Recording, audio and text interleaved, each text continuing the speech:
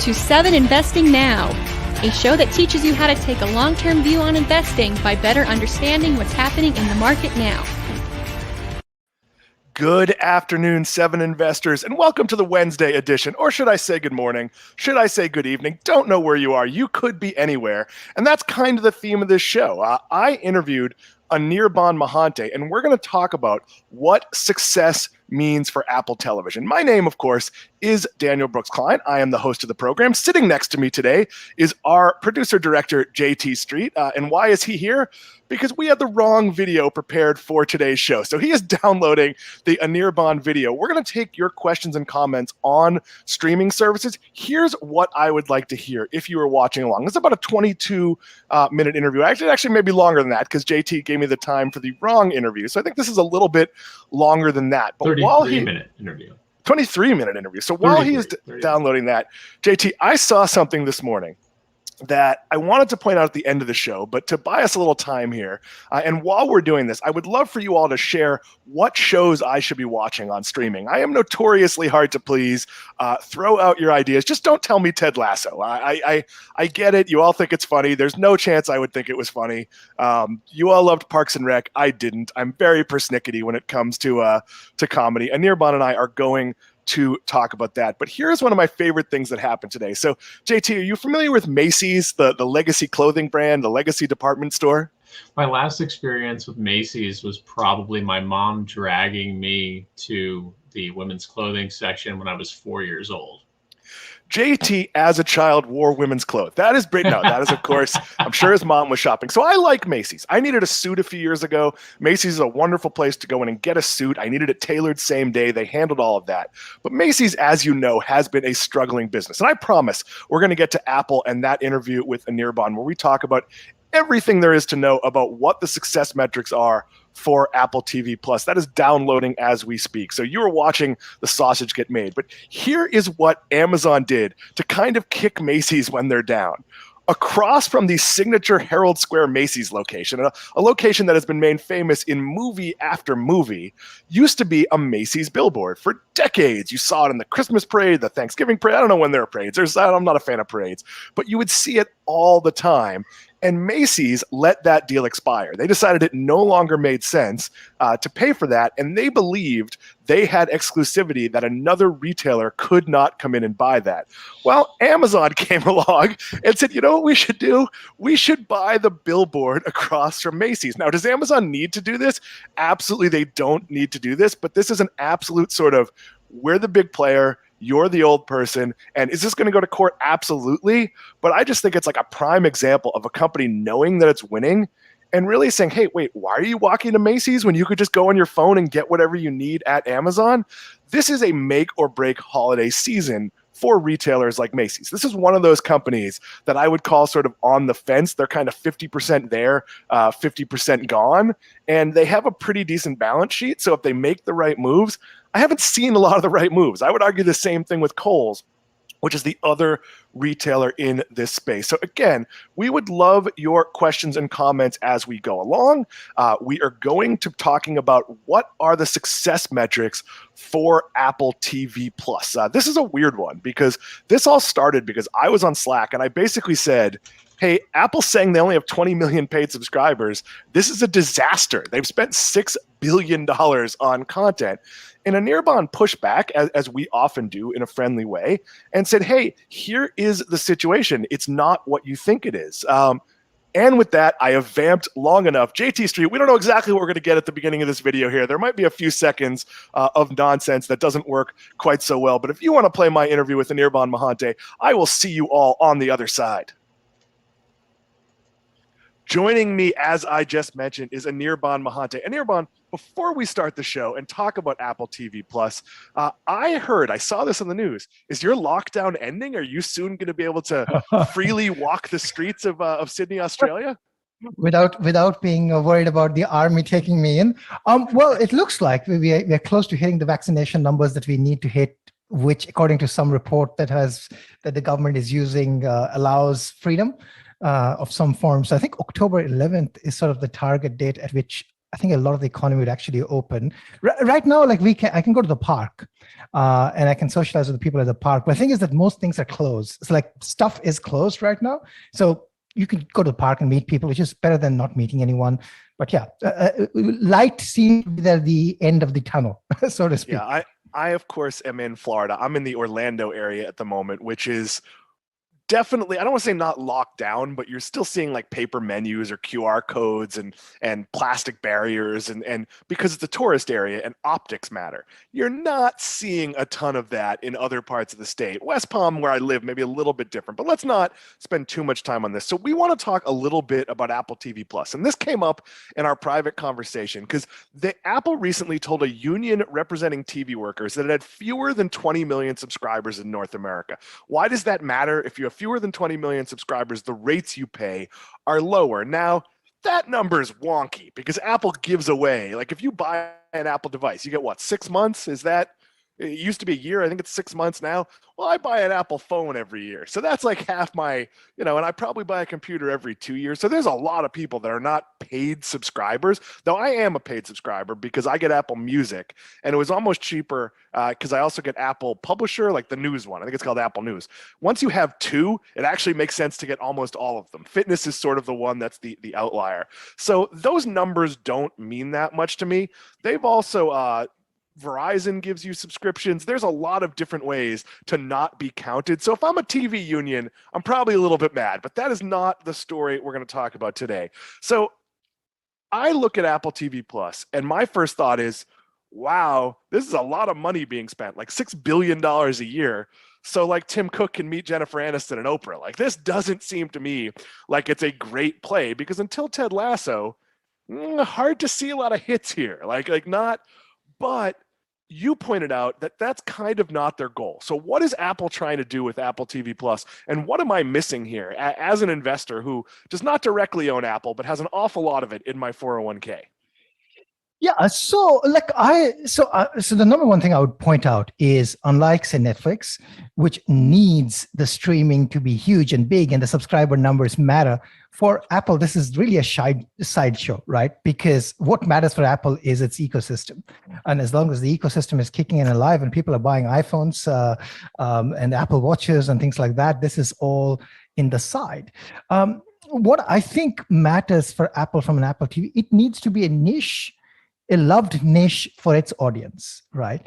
And I think that's their goal. And it will take them many iterations to get there, right? And as you said, numbers are wonky because what is a paid subscriber exactly? As you said, it's independent Apple TV Plus subscriber? I would almost wager there's probably like less than 5% of the total number that they say who's an independent Apple TV Plus subscriber. Nobody's going looking for Apple TV Plus. I understand that. What I think is that it's a little bit of a value add for someone. Like, so I subscribe to Apple One. They give me a credit for whatever $4.99 or whatever equivalent it is in Aussie dollars into my account because they still feel that Apple TV Plus hasn't got the shows that it should have. So one of the things I want to point out is I think Apple TV Plus is supposed to be niche, focused on curated good content. That's number one.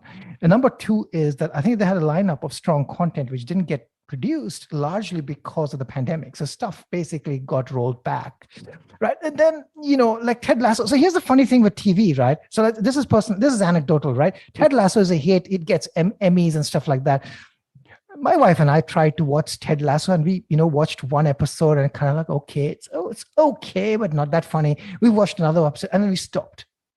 Right. Yeah, so I feel the same way. So as you know, Anirban, my brother is a British soccer executive, and so many people have said, and here's the reality, they're all the same people who told me I would love Parks and Rec, and I didn't love Parks and Rec. My bar for comedy is really, really high. So like The Simpsons and 30 Rock and maybe Brooklyn Nine-Nine, that's kind of it in the last like 15 years. So I know the odds of me liking Ted Lasso are really small. So yes, please stop telling me. But that is not, of course, the point. No, but the example I was giving that. So I'll tell you this. So we watched Tehran. We loved it. And we can't wait for season 2. I think it's one of the best made spy thriller. It's about Iran and Israel, and it's beautifully made. We watched Defending Jacob, and we loved it.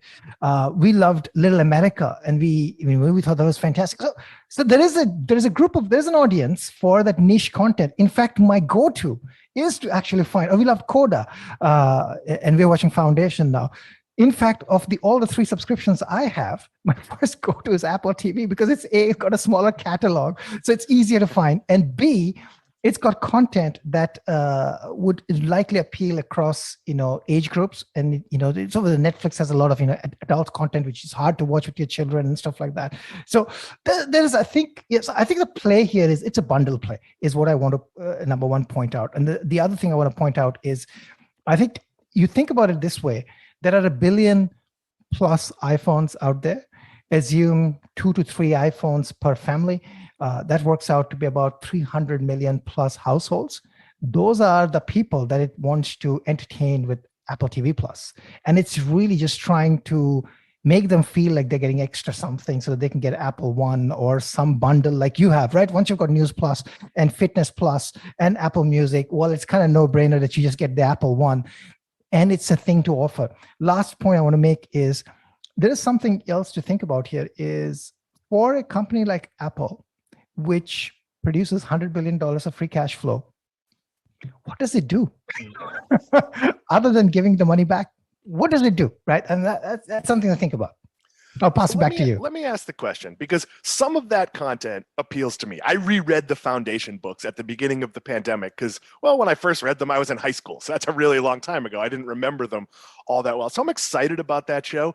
And many of the shows you just listed are shows I would be watching were we not in a very heavy, depressing pandemic. I have to admit, my go-to right now is HBO Max. I'm watching Titans, which is a superhero show. And it's a very adult, very well done superhero show. But my tolerance for reality is not, or sad, is not very high. So I can deal with like superheroes dying, not so much real life. But normally, I think I would probably really want to watch many of the shows you just mentioned. We're just not living in normal right now. I'm more likely to like rewatch old Simpsons or like turn on House Hunters than things I know I will like, because just mentally, we're immersed in the news all day. And sometimes that can be exhausting. But let me ask the Amazon Prime question, because I pointed this out. Now, before everyone sends me angry notes, there are multiple shows on Amazon Prime I watch. I would argue that The Boys is one of my favorite shows in a very long time. There are other things that are really interesting. My wife has watched a few things, and they could cancel Amazon Prime tomorrow or Prime TV, and I would have no change in my relationship with Amazon. It, in my opinion, does not add one subscriber. The Amazon hook is free shipping. For me, Apple, the hook is, it's pretty awesome? My iPhone and the new one, which is arriving in a month, which I've already ordered, or I'm taping this on a 4-year-old MacBook that's still pretty awesome. And by the way, I bought 2 other Macs since then. So I am fully in the Apple camp. And right, are they getting I don't know what Apple One cost me, but is it a $19.99 subscription instead of a $14.99 subscription if I was just getting, news and music? It doesn't seem to me worth the money. What am I missing with that? Yeah, so I think a couple of things. One, I don't think you're missing anything. So I think I'll agree with you that on a standalone basis, this is what a two-year-old. Yeah, it's almost 2 years old, right? Exactly. Yeah, so 2 years old venture where they haven't really acquired any IP. So they're basically trying to build the IP. It's like building a catalog from scratch, which is really hard. So I think you're not missing anything. I think that the game here is basically iterate, and iterate. This is Apple's game. Apple is really a massive iterator of things. And it has, I guess Apple looks at software, hardware, services as this, minimum viable product. So the minimum viable product is I need to have Foundation and this and that and Ted Lasso and maybe Morning Wars or whatever it is called. And then I've got a minimum viable product. And then from there, I'll iterate. And it works for Apple because it is not dependent. It doesn't live or die because of TV Plus, right? So it can meticulously spend whatever $6 billion it is spending. It's not going to spend 20 billion. It's not going to go into debt because, and Apple never does, right? Apple will never kill itself over any one thing. It's a miser. it's a Scrooge when it comes to even spending on R&D. It's very, very meticulous with its spending. So I think what they're doing is iterating. They're going to iterate over this a few times, right? And they're going to keep working at it. It's like almost like what they did with Apple Music. It took them a while to get Apple Music going, right? But then Apple Music became an integrated part of your experience with AirPods or what I've got right now, right? It's an integrated experience now with the spatial audio and Dolby Atmos. It's an integrated experience. I think this is about also an integrated experience, and they're going to just iterate slowly, and they can afford to because they don't have to show the numbers to anyone, right? And that's, I think, what they're up to. Let me ask the sort of question nobody is asking. So if you look, and I just mentioned watching Titans. Well, Titans is part of the HBO family, which also owns the Turner networks. And they've been airing some of the early seasons on TNT, or maybe it's TBS, but one of those two channels. Historically in television, when a show doesn't do that well in the network, but it limps its way to syndication, it does a lot better. The Office is a great example of that. How I Met Your Mother is a great example. Shows that were doing okay, but then when they started getting replayed 5 nights a week, became really, really big hits. Is it possible, and I know this sounds crazy given what we think of the cable world, but does Apple buy a cable network? Or, I mean, I don't think there is an actual network for sale, but like AMC would make a lot of sense for Apple. Maybe some part of the Time Warner Discovery, or like, frankly, I don't think they're going to sell off HBO, but like, boy, Apple owning HBO would make a lot more sense than this weird hybrid of things that are going to muck up Discovery, which is like my favorite play of all of this, except now they own like CNN. Like, it just makes no sense. Like, is Apple on its way to sort of owning something fully traditional in the TV space? I think so. I think you're onto something there, because like what Amazon Prime has, Amazon Films, whatever it is called, Amazon Studios, is occurring what MGM, right? And that means they acquired the James Bond franchise, isn't it? Sort of. And that's a really sort of. like, so they acquire it, but they don't really control it. It's a very complicated rights picture. It's not as simple as like Disney bought Star Wars from George Lucas. Like, right. They control it financially, not so much creatively. And no one can explain this, but like it's right. been produced by the Broccoli family of all things for like 40 years, and that doesn't change. So that doesn't change, but they can change. At least they control the distribution. So at least it's if you want to stream it, it's probably going to be on Amazon Prime, right? And they're also, as part of that deal, they end up with a bunch of like TV shows that you don't think of as being big properties, and I don't even remember what they are, but I want to say maybe Shark Tank is one of them, but they end up with like a really interesting TV library. So it did feel to me a bit like wait a minute, like why is Apple not finding better venues for this and ways to monetize? And again, everyone wants to talk about cable dying. The reality is cable's going to look different, and we're going to have like 40% less channels, but there's still going to be a cable bundle, whether you're getting it individually or from YouTube or from Sling or, God forbid, from Fubo or whoever it is, there, or your cable company. So like, I don't know who's out there, but you think that's not crazy? It could be similar to like the Amazon buying Whole Foods, like that type of deal. I think so. Like, I think what's going to happen, the way I picture this is between Apple TV Plus, Amazon Prime, Netflix, and Disney Plus, the other smaller ones are going to get squeezed. I mean, really, that is the reality. And I think from a consumer point of view too, that's great, because if you have 4 or 5 of them that you need to only buy instead of buying like 15 of them to watch some show that you want to watch, I think that's good for consumers too. So I think that's what's going to happen. And Apple will buy. Apple is, I think, as I said, it's very conscious of how much it's going to pay. Remember, it paid $3 billion for Beats, because not only it gives them the Beats hardware platform, it also gave them the Beats One station, which became the foundation for Apple Music. So Apple is very cost aware, right? And at some point they might decide, okay, we are spending, if 6 billion is the number, right? That's the number floating around.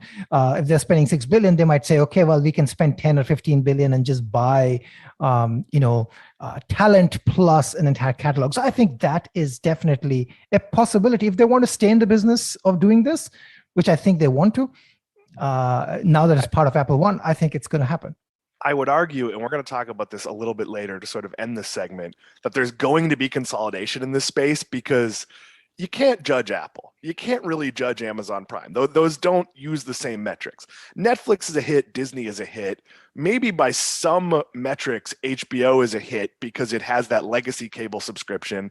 And Discovery Plus was probably on its way to being a hit because it's very inexpensive. Peacock's a giant failure. Paramount Plus, I know people are going to get mad at me for saying this. It is bad IP and nobody wants it. Like, and they're doing fine with Pluto and they have other venues and things, but there has to be consolidation in this space.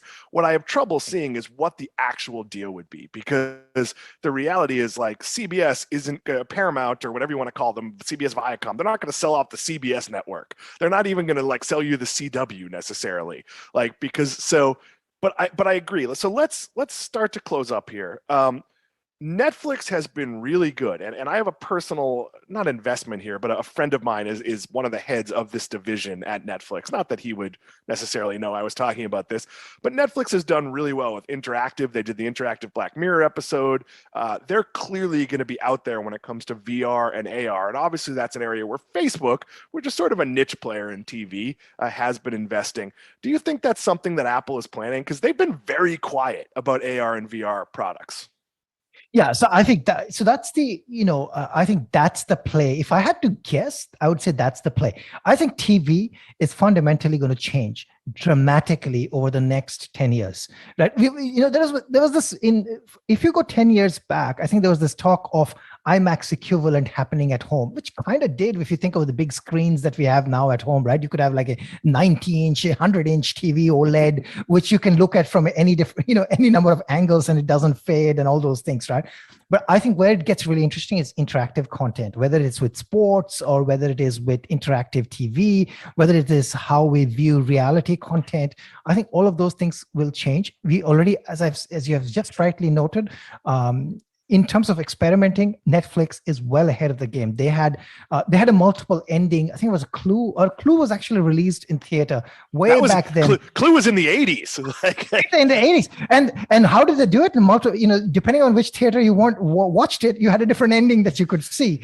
Yeah, and then towards the end of the run, you could go see it and they showed all the endings. So yeah, theaters were not set up for this, whereas Netflix, very much you're set up to, hey, I want to see the ending you give me, then I want to see this ending. You live in this virtual world, right? So I think exactly that, and I agree with you. So, and I think if the headsets happen, which I think will happen, then the headset should integrate with an Apple TV, which then integrates with your Apple TV Plus. And I think they're going to produce. And if you think about it, shows like Foundation or the stuff that Star Wars, those are ideal candidates for, integrating gaming and watching and, role playing and things like that. So I think those things are going to happen.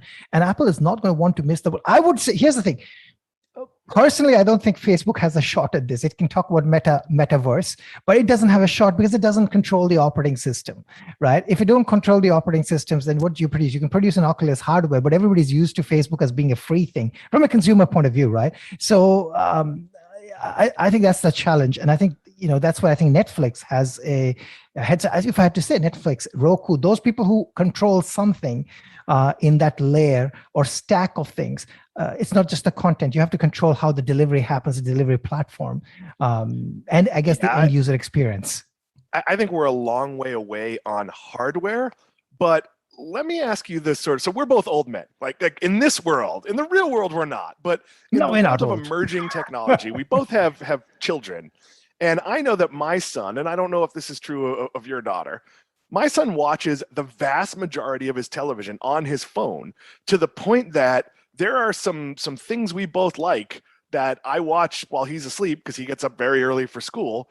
So he's asleep by 9 o'clock, where he'll be like, how can I watch that? And I'll be like, it's on the DVR. Like he's looking for it on YouTube and like trying to find it. And I'm like, is this a preemptive play by Apple where it knows that the 20-somethings of today, as they get older, maybe they don't have those 85-inch televisions. Like maybe they do just like all sit around in a room by themselves. And I think sports means you're probably gonna have the big TV, but is that just gonna become more common? Because I know it's not super uncommon for me to, in a hotel room, if I don't have a great TV, to just watch TV on my phone, because that is a better experience than when you have like a 42-inch television that you're sitting like 10 feet away from in a hotel room.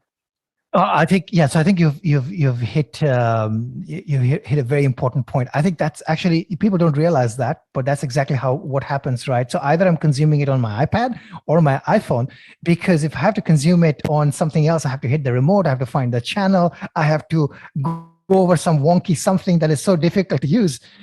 Yeah. So I think this is another angle, right? I mean, if you integrate game playing with watching, then maybe your phone is the ideal screen. Maybe phone with a headset is like the nirvana for that sort of environment. So yeah, I mean, here's the thing. I think we know that something like this will happen, and the best bet of who produces that hardware is Apple. Apple is going to produce it. Others are going to then copy it. I'm not going to say that Apple is the only one which is going to lead the charge, but it's almost like a lot of these things, either the perfection of the hardware for mass market adoption happens when Apple basically brings it, right? And doesn't have to be the first one. So that others will come up with hardware, but Apple will actually make the experience so good, then others will figure out this is how you do it. So is this just Apple investing to be ahead of the game? So at the point they figure it out, they own the IP? Because like you and I are both excited about Foundation. There is zero possibility my son, who likes Star Wars, has ever heard of Foundation. I'm not entirely sure how familiar he is even with Lord of the Rings, which is going to be a big Amazon show. Like, I don't know. I feel like the world has changed from certain books being just like any smart kid reads those books. My son's not a reader. But is this like establishing? Because obviously if you're Amazon and you have the boys, they just announced another show in that universe. You can start to build out your Disney. I think Netflix has done a terrible job with that. They don't own really any marketable IP, even though they've had some hit shows. Apple does seem to be building excuse the pun, foundation of shows that might become like theme park rides. And like, there's a lot of money to be made in licensing. And Netflix has really only been able to do that with Stranger Things. Yeah, so Netflix recently, I think, what did the Roald Dahl books, they've acquired that, right? They did, and there's like a little bit of that possibility there. It's like sort of like, well, you can't get Dr. Seuss, like what's 17 runs down the ladder. It's fine, but I'm not sure how many more Charlie and the Chocolate Factory remakes can we have. Like, I'm sure some. But yeah, I wasn't that excited. There was no price on that though, so we don't know what they paid. So we don't know what they paid. I mean, I'm with you. Like, I mean, a lot of stuff that Netflix has spent money on, and we're sort of going off track a bit here, but a lot of stuff that Netflix have spent money on. The Brad Pitt movies or the Adam Sandler movies, they're like really B-grade quality content that apparently people watch, because if they don't watch, I don't know, Netflix has the viewer data, right? But it doesn't add to that IP base in the real way that you're talking about, whereas Foundation does. Again, with you on that, my wife and I are going to watch Foundation because, it's mesmerizing to us. My daughter watched the first show, maybe 35, 40 minutes, and then she walked away. She's like, what is this? That is a very difficult property to adapt. So again, I have a few things to get through before I get to it. And yeah, the Adam Sandler movies are all about an algorithm. You pay him $20 million. He spends another $20 million making the movie, and it does X amount good, but it also does pile up. So it's a bit like investing in comedy specials, where if you like Adam Sandler, well, you're just perfectly happy to fall into that vortex, where I think they've made a big mistake. And I actually think, and I talked about this with Steve on Monday's show, where I think the big investing pullback is going to be is, why would you spend $200 million to make a James Bond-like movie when I don't know that the return on that is better than spending like $60 million on like Jason Statham does a James Bondish kind of thing with lower production values? I think Disney's going to learn this lesson too, that some of your movies are not necessarily going to need to spend these huge bucks because the returns aren't there. Like if you're making a kid's movie, they might still do really well in theaters, or people pay extra, or they sign up for Disney Plus. I'm not so sure that like Shang-Chi, which by most accounts is being reported as a success, but based on past history is not financially a success, that movie would have made a lot more sense at half the budget. So I don't know. Do you think we're seeing sort of a reckoning where like they might not be willing to just pay $200 million just to say Will Smith was in their movie? I think so. Like, I think for the standalone folks, right? I mean, the difficulty is that you have to, they're basically taking debt, right? So, I mean, in many ways, Netflix is like, we have talked about this before, right? Netflix is basically like another cable company because it's got debt, right? Cable companies had debt, Netflix has debt, and content production companies have debt. So there's a question of, are we valuing this as tech, or are we valuing this as as something in between? And then the question is, of course, how do you measure return on investment, right? I mean, that's the challenge. The return on investment is a huge challenge because there is no theater run. There is no dollars directly flowing in, right? So how do you know if you produce a Will Smith movie that you actually got extra subscribers whose lifetime value is X because they're going to be sticking around for these many number of years because they watched Bright or whatever it was called. You know what I mean? So Yeah, I think the return on investment calculations are hard. I think Disney, because the content is so focused, kind of has that figured out, and they know. And I brought this up, like in relation to the Scarlett Johansson lawsuit, what's really difficult to figure out is not how much money people paid directly to watch it, it's what percentage of people that vaguely went, hey, these movies will at some point be free on Disney Plus, I should get Disney Plus. That's tough to know, because like I did not spend extra for Black Widow, but I will absolutely watch Black Widow on the day it's free on Disney Plus. It helps justify my subscription. Now, am I someone who would ever cancel? No, I'm not. I'm the target consumer. But for someone like my mother who got Disney Plus because she wanted to watch Hamilton and watched it like 50 times, cancel Disney Plus, like that's kind of the equation. So let me ask one last question. As an Apple investor, as someone who, and we are both fans of the brand, and indirectly I'm an investor as well, do you view this just like Amazon investing in infrastructure, where this is just Apple has to sort of have all these irons in the fire? And if this turns out to not be the thing because how we consume television or what we consider television changes, because I think that's possible. My kid watches a lot of cats falling out of trees or whatever ridiculous content is on YouTube. And then he also watches like historical documentaries of questionable origin. So it's like, but is this just Apple sort of hedging its bets and saying like, we may need to be in this space, and if we do, we're there? I think so, Dan. I think again, you're on the money there. I think that's, Apple is a big business, right? And there are not many ways in which it can generate return on investment. So it needs to think long term. It needs to think about the future, and it needs to have a lot of iron, a lot of things that it needs to be working on. And this is one of those things where, as long as they're being disciplined, and they seem to be very disciplined with their cash investments, with the cash spending, right? So, I mean, what do you do if you have a company generates $100 billion of free cash flow and is returning cash crazily back to its investors? It is indirectly saying it doesn't have that many ways of generating further returns from the cash it can generate, because otherwise you'd be investing in growth. It's basically saying, well, look, and these are things that we're going to try, and everything is a long-term play for Apple. So I think it's one of those things where I would say that if you are Apple and you didn't do it, we would come back later and say, well, why didn't you try?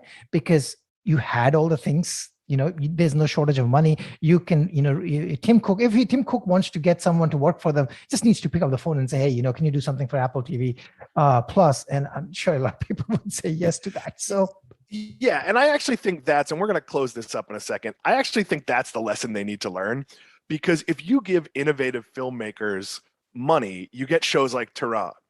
If you give people who are already acclaimed blank checks, that's when you get the Steven Spielberg movie nobody wants to watch. And I think that has traditionally been a problem with Netflix, where I've talked a lot about, you can hire all these brilliant creators and give them no network notes, but here's the reality. Most people need network notes. And I'm not saying there aren't amazing auteurs that need very little, but if you let most people be creatively unchecked, you're not necessarily going to get commercial projects. And I think some of the early Apple TV was very much built around we really need to have Steven Spielberg and Oprah at the press conference. Right. And if you look at the history of investing in Oprah that isn't the Oprah Winfrey Show and maybe WW, the former Weight Watchers, Oprah's taken a lot of money from a lot of people and produced zero. SiriusXM would be a huge example where Oprah did almost nothing and took hundreds of millions of dollars. So there's a little bit of a con here. I think I agree with you on that. Yeah. So you need to focus on finding creativity, right? And not necessarily honoring people who have got the creativity stamp on them and probably on a decline or have passed their peak, right? It's like, you want to find the next Stranger Things, which is not going to come from the people who made the Stranger Things kind of thing, right? Which is, yeah. So I think that's very true. And they probably have to learn that. Yeah. Yeah, I mean, yes and no. Obviously, Netflix has done really well with the creative team behind Orange is the New Black, which has led to a number of other shows for them. But you need to find people that are using new directors that are taking the mid-level producer on one show and then building their idea and letting them run it, rather than sort of the people who are just doing their own thing. But that is an entertainment lesson we do not need to talk about. We were going to talk about other streaming networks, but I think we'll do that on another show because we've gone longer than expected. So the short run for investors here, the takeaway is that the reality is, for any other company, this is a lot of money. For Apple, this is just an itch that's probably worth scratching, and it's not that important if it pays off, because what's the worst case scenario? Is it that Apple has a few hits that down the road it sells to Time Warner? Like, it's not a, like, right now, if you were Apple and you said, I don't want to make any more Ted Lasso or any more The Morning Show, there'd be bidding wars for those shows. They could be a television production studio that would be really successful. And frankly, they're probably, if you weren't Apple, you would be making some third-party licensing deals on these shows, which there is no reason for Apple to do, because they don't want to dilute their brand or send it anywhere else. So is there any piece of that I'm missing? No, I think that's right. And plus, every show that is not a fiction has Apple gadgets on it as free advertising too. So why wouldn't you do that? There was a period, and I'll close on this. Obviously, on like reality TV, that can be awful. Like, you're watching American Idol and they're very blatantly drinking out of the Coke cups or whatever. But you remember the period where it was like, now James Bond is driving a Toyota Corolla. It's like, what?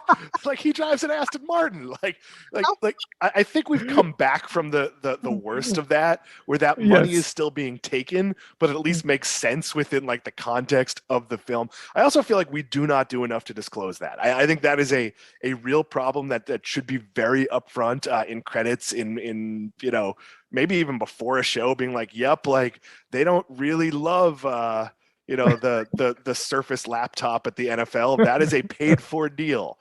And how many NFL announcers have called it an iPad when it is in fact the Microsoft Surface? We've gone way off track. Anirban, enjoy your day. It is the evening here. My Uber Eats order knocked on the door during all this, despite it saying in my notes, just leave at the door, I'm doing something. And I ordered it for between 8:15 and 8:30. It is 7:47 and it arrived like 5 minutes ago. And you even get that pop-up note, hey, your order's early. Well, that's not how ordering things at a set time works. Like that is like you set a cab to pick you up at 5:30 in the morning because you're going to the airport, and they come at 4:30 in the morning and start calling you and be like, where are you? We're early. Like, that is not how it works. That is a rant for another day. I'm going to throw it back to myself, probably in this same location, but in a slightly different position based on where the sunlight is tomorrow. Thank you, Anirban. Thank you.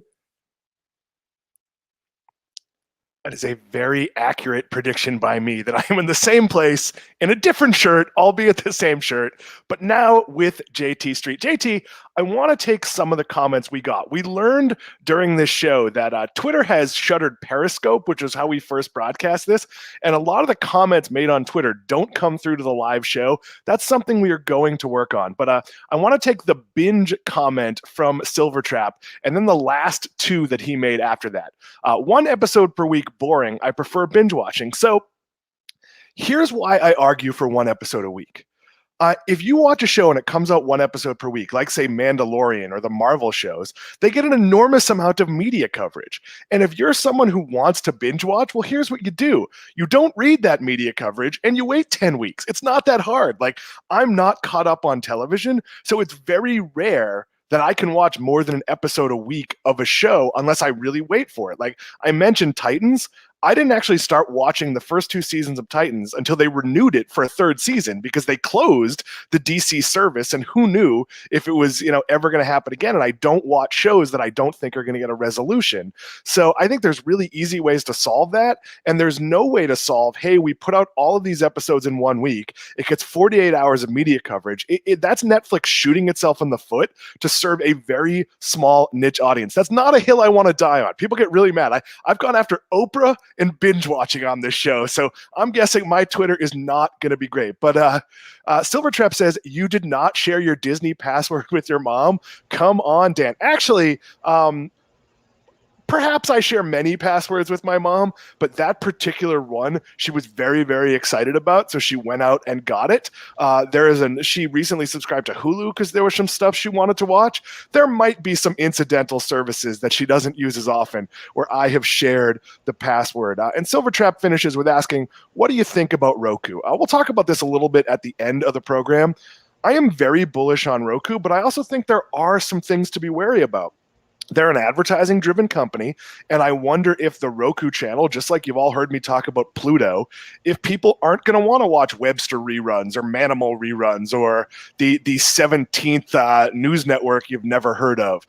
There's a lot of garbage on those channels and not a lot of quality, and it's really hard to find whatever quality there is. Now, look, if you really love MASH, you can find MASH. If you want to watch Manimal, it's there. I'm just going to list all the ridiculous old shows I could think of. I Married Dora, fully on all of those channels. JT, let's take the comment from JE, and then we will go to some of the comments we prepared earlier.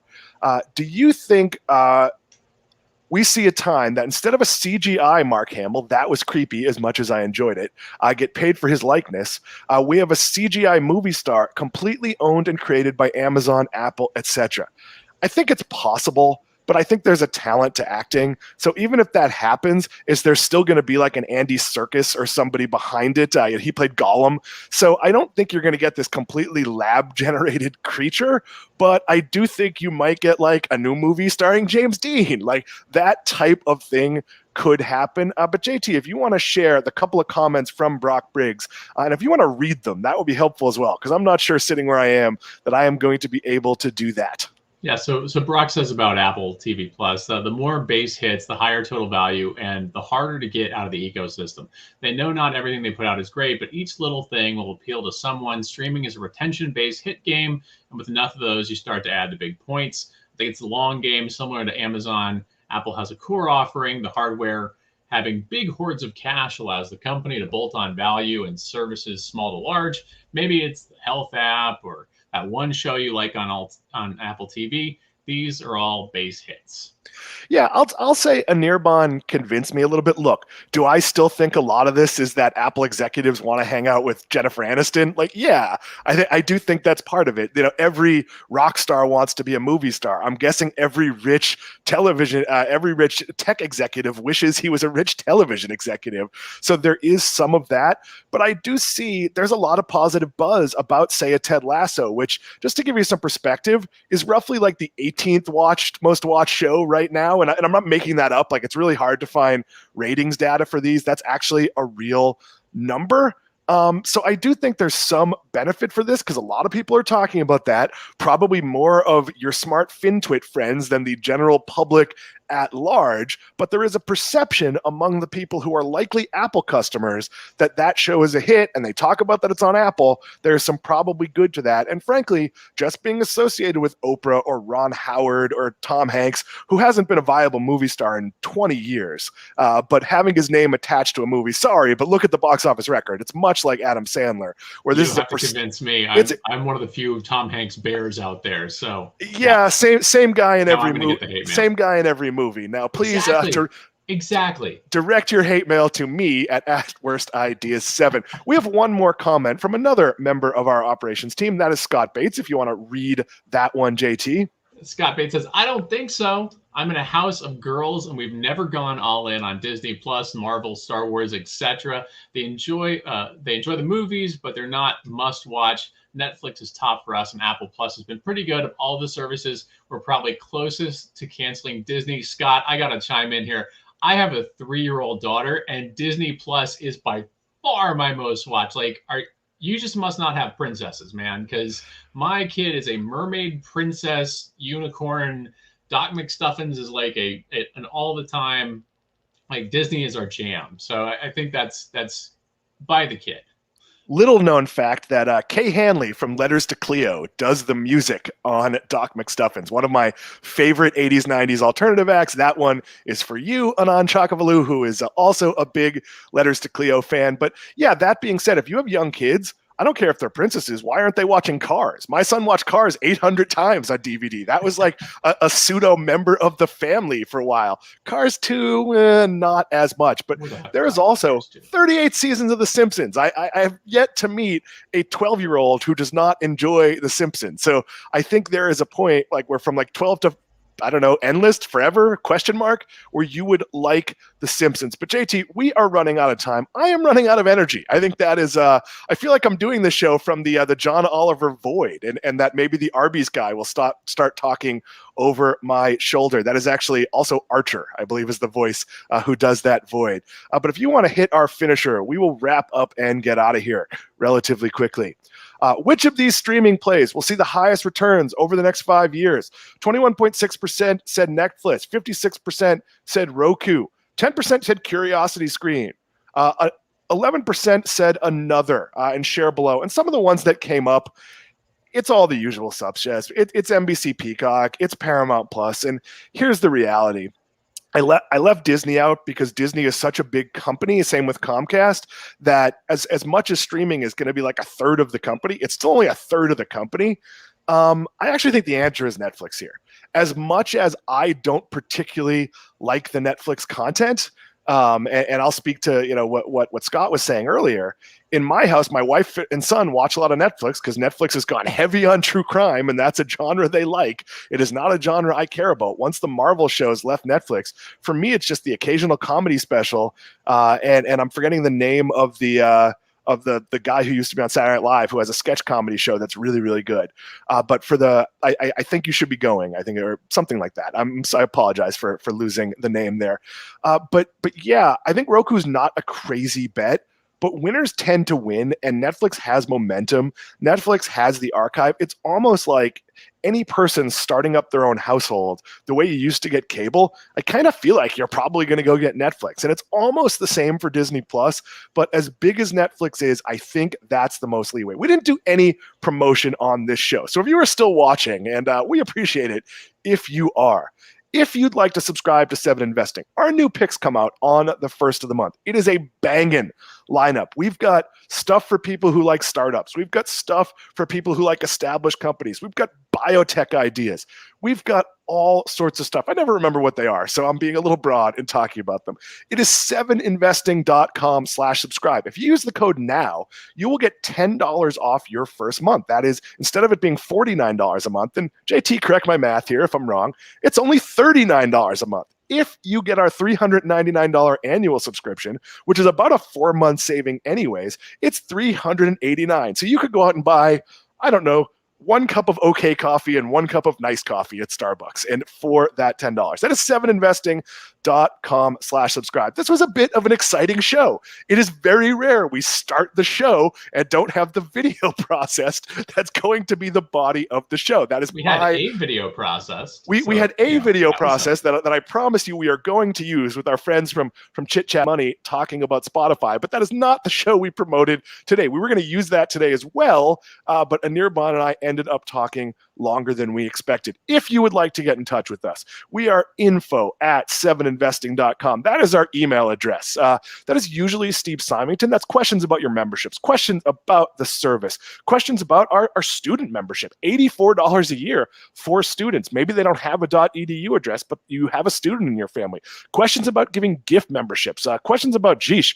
I know Dan said this was on the site, and I can't find it. We are working really hard on that. Sam Bailey, our marketing director, is doing great work to make our site work better, as is, of course, the entire rest of the team. If you want to interact with us on social media, if you want to tell me how much I am wrong about Oprah or Ted Lasso or whatever that might be, you can tag us at our personal addresses, but also at 7investing.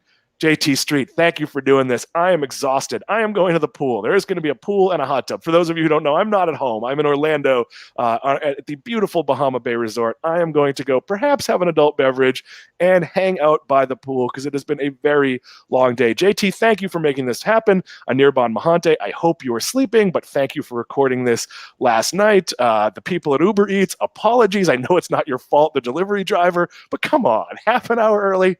For JT Street, for Anirban Mahante, for our operations team, for Sam Bailey, for whoever else might have helped on this show.